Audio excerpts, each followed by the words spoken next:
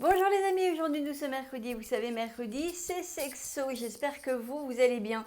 Alors je ne sais pas ce que monsieur Macron vous a raconté ce midi, j'étais en consultation mais par contre une petite bouffée d'oxygène pour parler sexo ne vous fera pas de mal. Alors la semaine dernière je vous disais que j'allais reparler des fantasmes un peu particuliers, que j'étais certaine que ce fantasme là vous intéresserait parce qu'en l'occurrence je voulais vous parler de l'exhibitionnisme.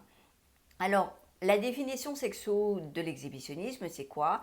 C'est éprouver de l'excitation sexuelle lorsqu'on montre ses parties génitales à quelqu'un d'autre. Là, on parle de l'exhibitionnisme pathogène. C'est lorsque l'on retrouve des personnes qui vont avoir le besoin d'exhiber leurs parties génitales en face de regards absolument pas consentants et en principe souvent des enfants, des personnes fragiles et surtout principalement on retiendra l'idée de non-consentement.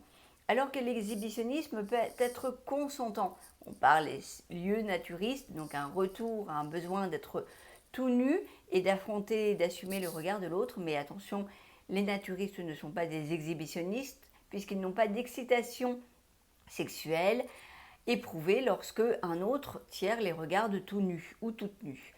L'exhibitionniste, lui, éprouve une excitation sexuelle à être regardé très fortement dénudé, tout nu ou en tout cas en montrant ses parties génitales. Alors là où on parle d'exhibitionnisme, sûrement, on parle aussi de voyeurisme parce que forcément pour être regardé, il faut être vu, enfin pour se montrer, il faut être vu, pardon.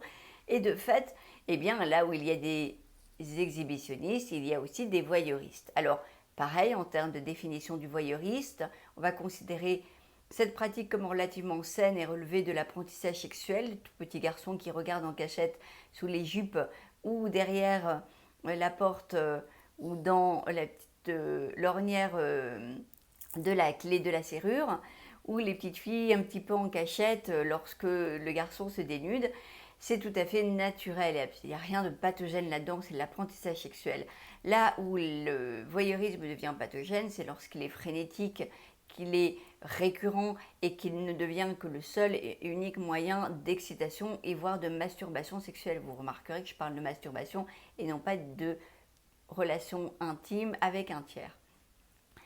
Il faut avoir à l'esprit que l'exhibitionnisme va contribuer à une excitation sexuelle à travers plusieurs moyens, en principe de montrer ses parties génitales, mais ça peut être porter des tenues provocantes, fortement dénudées, fortement échancrées pour le haut et très relevées vers le bas, d'avoir besoin finalement d'exciter le regard. Ça peut être aussi de mettre en ligne des vidéos. Il y a des sites porno qui sollicitent les couples à mettre en ligne leur ébat sexuel.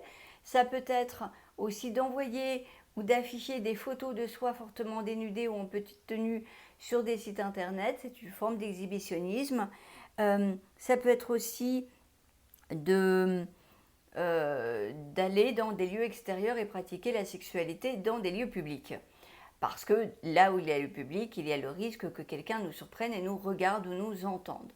Alors, c'est excitant parce qu'il y a une notion d'interdit. N'oubliez pas quand même que la loi interdit ce genre de pratique et qu'on n'est pas à l'abri d'une pénalisation. Donc ça, il faut avoir à l'esprit et que forcément, il faut veiller aussi à ne pas tomber sur des regards non consentants qui pourraient potentiellement être choqués de ce qu'ils entendraient ou verraient. Maintenant, dans cette pratique, il faut aussi évaluer les dangers de la mise en place de ce type de plaisir, de fantasme. C'est-à-dire notamment le scénario de pouvoir mettre un manteau, absolument rien en dessous, des bas, des escarpins. C'est une forme d'exhibitionnisme camouflée, très excitante, très trouillante, mais dangereuse si c'est d'un parcours A à un point B, pour le risque de rencontre, de contrôle de police, de plein de choses. Donc il faut quand même baliser, on protège la personne qui fait ça en mettant une personne au loin qui va surveiller ou avoir un contact téléphonique constant de manière à pouvoir être réactif et protéger la personne en cas de situation compliquée. C'est un exemple parmi tant d'autres. Pareil, lorsque l'on veut avoir un rapport intime dans un lieu public, dans une église, dans les toilettes de l'avion, que sais-je, de vos propres inspirations. Il faut savoir que les exhibitionnistes sont souvent des personnes qui ont soit des complexes de leur corps ou une difficulté à assumer certaines parties de leur physique et ont besoin du coup de braver le regard des autres pour être confortés dans la capacité de plaire ou confortés dans une réaugmentation de l'estime de soi. C'est aussi souvent des personnes qui manquent de confiance en soi justement et qui peuvent avoir aussi une difficulté dans la phase de séduction. Vous savez, cette étape où on est du petit sourire, du petit regard, du clin d'œil et de la discussion. Et ces personnes vont zapper ça en sautant en saut de puce, en passant de bonjour, comment vas-tu à envoyer une photo un peu trash. Donc, cet écart-là qui est un peu surprenant, mais qui montre une difficulté finalement de jeu relationnel et social et de séduction qui n'aurait pas été apprivoisée ou qui pourrait sembler être très déroutante et difficile. Ça fait partie de l'apprentissage de soi, l'exhibition. C'est considéré comme quelque chose d'extrêmement érotique.